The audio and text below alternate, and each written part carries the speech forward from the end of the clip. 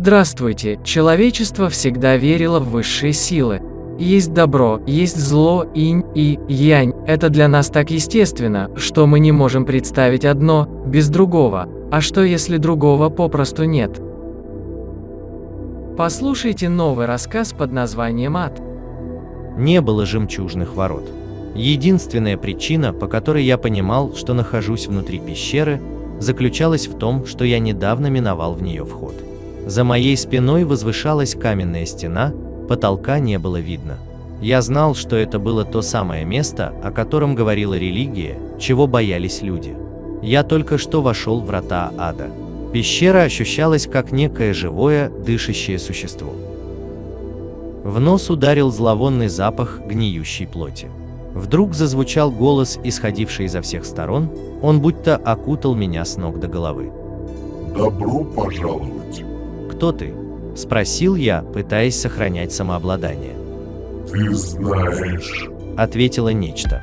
Я действительно знал. «Ты дьявол!» – заикаясь, произнес я, окончательно потеряв самообладание. «Скажи, почему я? Я всю жизнь жил по совести, и на мне нет тяжких грехов». Когда мои слова затихли, все вокруг погрузилось в мертвую тишину. Время мучительно тянулось, и, казалось, прошел час, прежде чем я услышал ответ.